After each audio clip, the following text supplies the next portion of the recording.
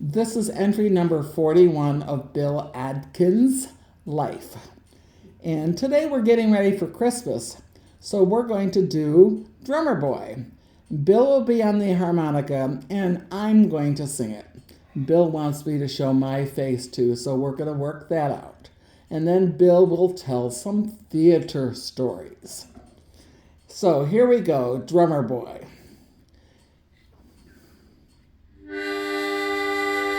Come, they told me, pa-rum-pa-pum-pum, our finest gifts we bring, pa-rum-pa-pum-pum, to lay before the king, pa-rum-pa-pum-pum. Our finest gifts we bring, pa-rum-pa-pum-pum, rum-pa-pum-pum, rum-pa-pum-pum. Mary nodded, pa-rum-pa-pum-pum. The ox and lamb kept time, pa-rum-pa-pum-pum. I played my best for him, pa-rum-pa-pum-pum. I played my drums for him, pa-rum-pa-pum-pum, rum-pa-pum-pum, rum-pa-pum-pum. Then he smiled, pa-rum-pa-pum-pum, me and my drum, me and my drum. Thank you for accompanying me, Bill. How about some theater stories? What do you want to talk about today? Oh, let's see. Why don't I talk about the best one first? Maybe. Well, I don't care, but I was in Jesus Christ Superstar at church. We did 3 acts, and it was took a lot of practice and both pastors did it with me. They had someone make a stand, so we stood above the crowd and right in front of the church and in front of the altar. And Rita was there to prompt us in case we screwed up on some words. And she was more facing the crowd than she was us. And so we started. Jesus Christ, Superstar. Look, man, I don't remember the words. Da da da da da da da da da. But the funny part was, we went right along to the lyrics and the words that we were supposed to say, and then finally there was a part. By the way, I played Caiaphas, the chief priest, against Jesus, and I was talking to the crowd, and the pastors were playing major roles also, and it got to a point where I said, "Fools, you have no perception." And when I said that, the whole crowd in the church went up and down. It scared them so bad. And Rita had to really hold off her laughter. And the pastors, it was so funny to them, they turned their backs to the crowd and laughed to the wall. And I kept talking, of course, and then they turned around and we continued on. And they would talk about that instant and talk about it to people and laugh about it, and it just got so that we all enjoyed that part. And occasionally they would say, "Go ahead, Bill, say it."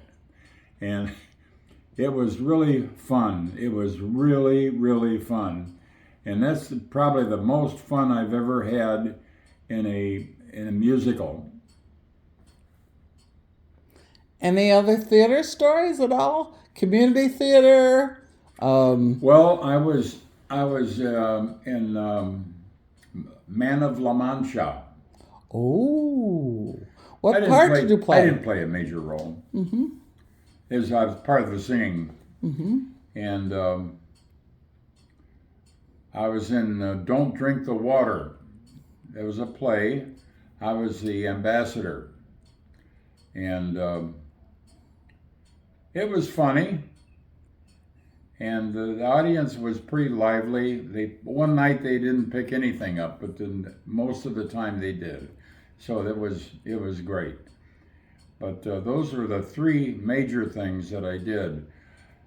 Now in church, there was a gal that organized music and words and for different things, and she picked out the actors who would be playing the roles.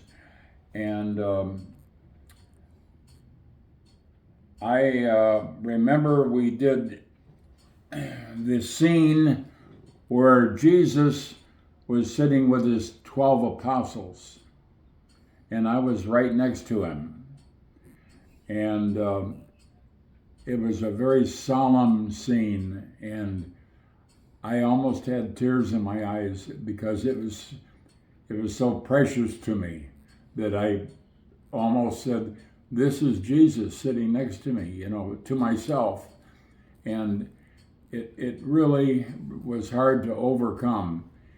And there was other things that we did at night or at church that was really enjoyable. The one thing that I want to get off the music part now, if I can.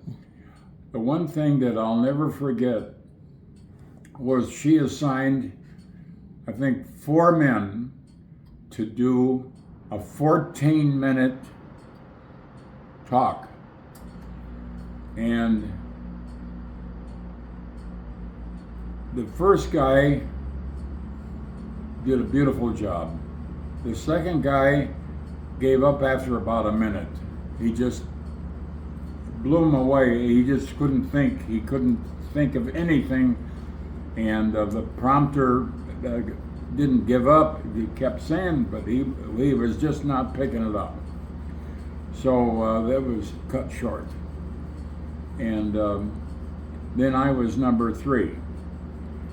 And what I was a Roman soldier who was there, right there in the scene with Jesus and the other soldiers.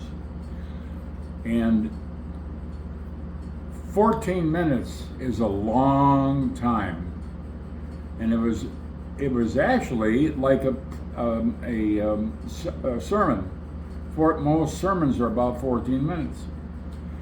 And I kept practicing and practicing and practicing. It drove me crazy, and Rita drove her crazy, and she said to herself, "He's never going to make it." He's going to forget 10 times, And she was there to prompt me. I mean, she was right 4 feet away. And I came in dressed as a Roman soldier, and they had funny strap shoes on and so on, and a short like a skirt.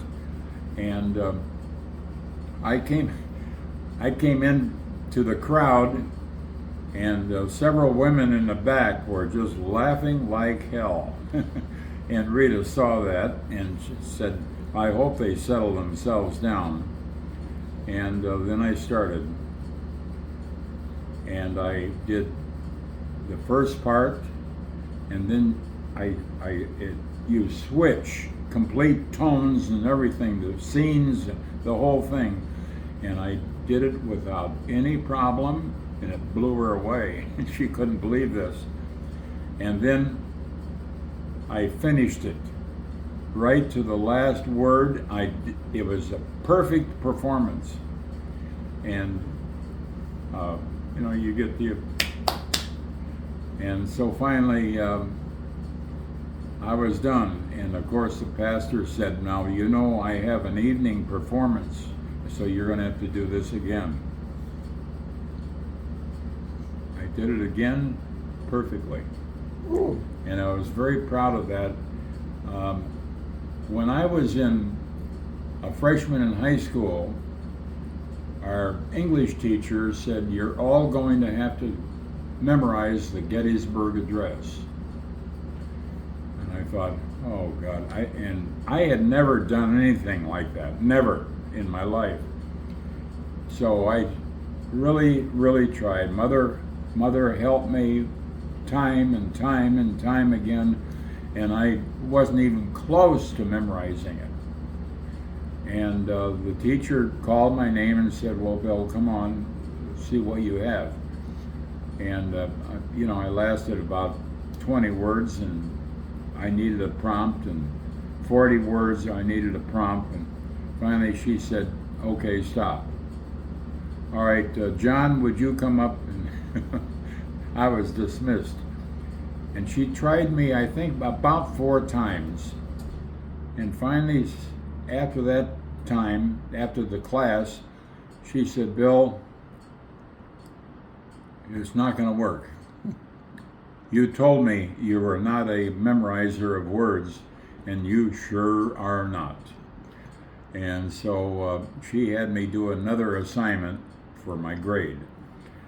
And Mother was a teacher, and she wasn't teaching there, but she was teaching. The teachers all knew her as a teacher. And she talked to this teacher, and she said, "Bill has never had to memorize one word of anything.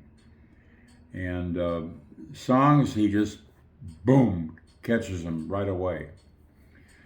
And so she said, "Well, I'll assign him a special project, and that'll work out You fine." can't do the Gettysburg Address? 7 years ago. That's good enough. Our forefathers brought forth. Oh God, I tell you, it's just impossible. It's been a mind block all my life, so I don't even try it anymore. So don't start with me. But no, that was a highlight of my life. I'll never forget it.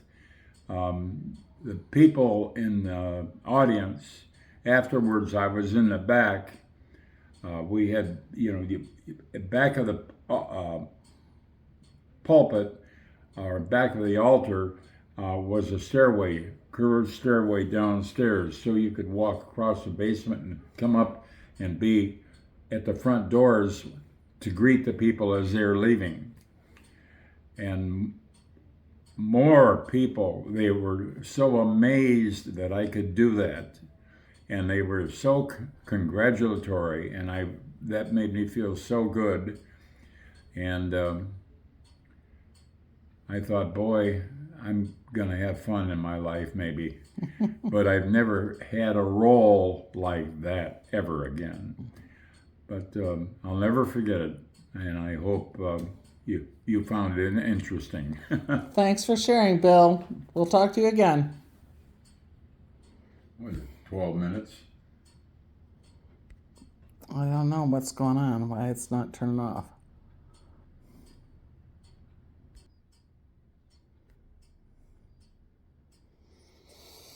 Okay, how do I stop it? I can't get